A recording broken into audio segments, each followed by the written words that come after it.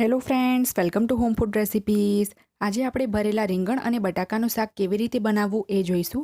આ શાક ટેસ્ટમાં ખૂબ જ સરસ લાગતું હોય છે. લંચ કે ડિનરમાં બનાવીને આ શાકને તમે રોટલી, ભાખરી, જુવારના રોટલા કે બાજરીના રોટલા સાથે ખાઈ શકો છો. આ શાક ખૂબ જ હેલ્ધી પણ હોય છે અને બનાવવામાં પણ એકદમ સરળ છે. આજે હું પરફેક્ટ માપ સાથે આ શાક કેવી રીતે બનાવવું એ તમને શીખવાડીશ, જેથી જો આનાથી પહેલાં આ રીતે તમે આ શાક ક્યારેય ના બનાવ્યું હોય તો પણ પરફેક્ટ જ બનશે. તો ચલો એને બનાવવાનું શરૂ કરીએ. સૌથી પહેલાં અહીંયા મેં 200 ગ્રામ જેટલા રીંગણ અને 100 ગ્રામ જેટલા બટાકા લીધા છે. હવે આપણે જે રીંગણ લીધા છે એને આપણે ચીરો લગાવીને તૈયાર કરવાના છે. તો રીંગણની સાઈડ ઉપર આ રીતના જે પાન દેખાય છે એને આપણે કાઢી લઈશું અને થોડોક આપણે દાંડીવાળો ભાગ કાપી લેવાનો છે અને થોડીક આપણે દાંડી રહેવા દઈશું. હવે આપણે આ રીતે વચ્ચેથી એને ચીરો લગાવી દઈશું. જો તમારે 4 ચીરા લગાવવા હોય તો પણ લગાવી શકો છો. આ જ રીતે આપણે બટાકાની પહેલાં સ્કિન રિમૂવ કરી લઈશું અને વચ્ચેથી 2 ભાગમાં ચીરો લગાવીને તૈયાર કરી લઈશું. આ જ રીતે બધા રીંગણ અને બટાકાને આપણે ચીરો લગાવીને તૈયાર કરી લેવાના છે. હવે એક મિક્સર જારની અંદર આપણે 3 મોટી ચમચી એટલે કે 30 ગ્રામ જેટલા સિંગદાણા ઉમેરીશું. સિંગદાણાને મેં પેનમાં ધીમા તાપે શેકીને ઠંડા કરીને છોલી લીધા છે. 1 મોટી ચમચી એટલે કે 10 ગ્રામ જેટલા આપણે સફેદ તલ ઉમેર્યા છે. 2 મોટી ચમચી એટલે કે 10 ગ્રામ આપણે સૂકા કોપરાનું છીણ ઉમેર્યું છે. 1/4 કપ એટલે કે 25 ગ્રામ જેટલા આપણે ઝીણા સમારેલા કાંદા ઉમેરીશું. કાંદા ટોટલી ઓપ્શનલ છે, જો તમારે સ્કીપ કરવા હોય તો કરી શકો છો. હવે આપણે એની અંદર 5 કળી લસણ, 2 નંગ લીલા મરચાં અને અડધા ઇંચનો આદુનો ટુકડો લીધો છે એ નાખી દઈશું. આદુ લસણ મરચાં તમે ફ્રેશ જ લેશો તો શાકનો સ્વાદ સારો આવશે. 3/4 કપ એટલે કે 40 ગ્રામ જેટલા આપણે ગાંઠિયા ઉમેર્યા છે. જો તમારી પાસે સેવ હોય તો તમે સેવ પણ નાખી શકો છો.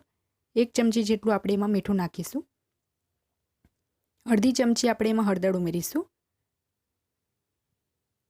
1 મોટી ચમચી એટલે કે 1 ટેબલ સ્પૂન જેટલું આપણે કાશ્મીરી લાલ મરચું પાવડર ઉમેરવાનું છે કલર માટે. અને 1 મોટી ચમચી આપણે ધાણા જીરું પાવડર ઉમેરીશું. અડધી ચમચી આપણે તીખું લાલ મરચું ઉમેરવાનું છે તીખાશ માટે. અને હવે છેલ્લે 1 ચમચી જેટલી ખાંડ નાખીને આપણે બધી જ વસ્તુને પીસી લેવાનું છે. અહીંયા તમે જોઈ શકો છો કે બધી જ વસ્તુને મેં સહેજ અધકચરું રહે એ રીતે પીસી લીધું છે. અને આપણે કાંદા ઉમેર્યા હતા તો એના લીધે મસાલા બિલકુલ પણ સૂકા નથી લાગી રહ્યા. બાઇન્ડિંગ પણ એકદમ પરફેક્ટ આવ્યું છે. રીંગણ અને આ બટાકાને મેં ચીરો લગાવીને પાણીમાં પલાળીને રાખ્યા હતા જેથી એ કાળા ના પડી જાય. તો હવે આપણે જે મસાલો બનાવ્યો હતો એ એમાં સ્ટફ કરી લઈશું. મસાલાને એક વખત તમારે ચાખી લેવાનું છે. જો કંઈ પણ ઓછું લાગે તો તમે ઉમેરી શકો છો, પણ મેં ચાખ્યું છે તો એકદમ પરફેક્ટ છે. તો જે રીતે આપણે રીંગણ ભર્યું છે એ જ રીતે આપણે બટાકાને પણ ભરી લઈએ. અને આ જ રીતે આપણે બાકીના બધા જ રીંગણ અને બટાકામાં મસાલો ભરીને તૈયાર કરી લેવાનો છે.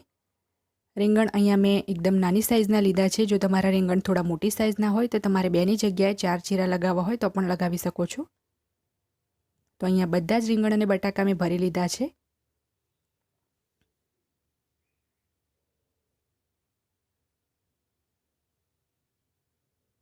રીંગણ અને બટાકા ભર્યા પછી જે મસાલો વધ્યો છે એની અંદર આપણે અડધો કપ જેટલું એટલે કે 100 ml જેટલું પાણી નાખ્યું છે અને એને બરાબર મિક્સ કરી લઈશું. પછીથી આપણે શાકમાં એનો યુઝ કરીશું. હવે ગેસ ઉપર એક કુકર ગરમ કરવા મૂક્યું છે. એમાં 1/3 કપ એટલે કે 80 ml જેટલું તેલ ઉમેર્યું છે. તેલ બરાબર ગરમ થઈ જાય એટલે એમાં અડધી ચમચી રાઈ અને 5 ચમચી જીરું ઉમેર્યું છે. અડધી ચમચી હિંગ ઉમેરીશું. અને હવે આપણે એની અંદર 2 મીડિયમ સાઇઝના ટામેટાની પ્યુરી ઉમેરવાની છે. ગ્રામમાં જોશો તો 200 ગ્રામ જેટલા મેં ટામેટાં લીધા હતા અને મિક્સરમાં પીસી લીધા હતા. હવે એને 3થી 4 મિનિટ માટે ચડવા દઈશું. 4 મિનિટ પછી તમે જોઈ શકો છો કે ટામેટાની પ્યુરીમાંથી બધું જ તેલ અલગ થઈ ગયું છે. તો હવે આપણે એની અંદર જે રીંગણ અને બટાકા ભરીને રાખ્યા હતા એ ઉમેરી દઈશું.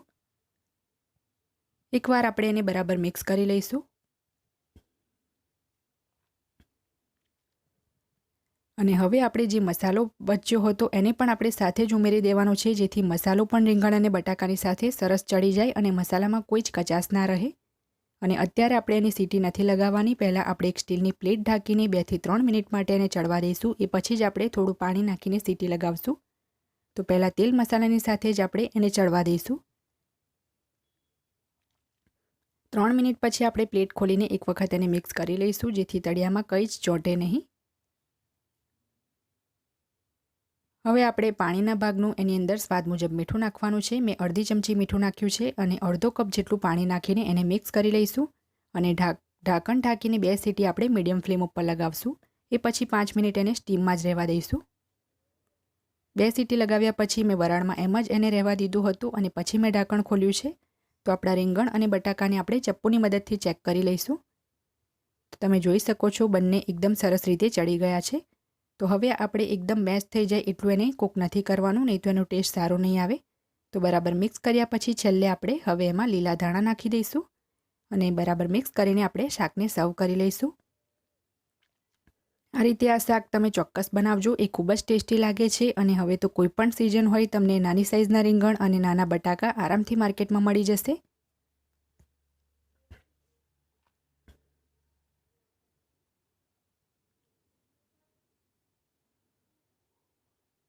ફ્રેન્ડ્સ, જો તમને મારી આજની આ રેસીપી પસંદ આવી હોય તો મારા વિડીયોને લાઇક અને શેર કરી ચેનલને સબસ્ક્રાઇબ કરવાનું ના ભૂલતા. સબસ્ક્રાઇબ બટનની બાજુમાં જે બેલ આઇકન છે એને પણ દબાવજો, જેથી તમને મારા દરેક નવા વિડીયોની નોટિફિકેશન મળતી રહે. અને જો તમારે મારો આ જ વિડીયો હિન્દીમાં જોવો હોય તો એની પણ મેં લિંક નીચે ડિસ્ક્રિપ્શન બોક્સમાં આપી દીધી છે. તો મળીએ નેક્સ્ટ વિડીયોમાં. ત્યાં સુધી આવજો.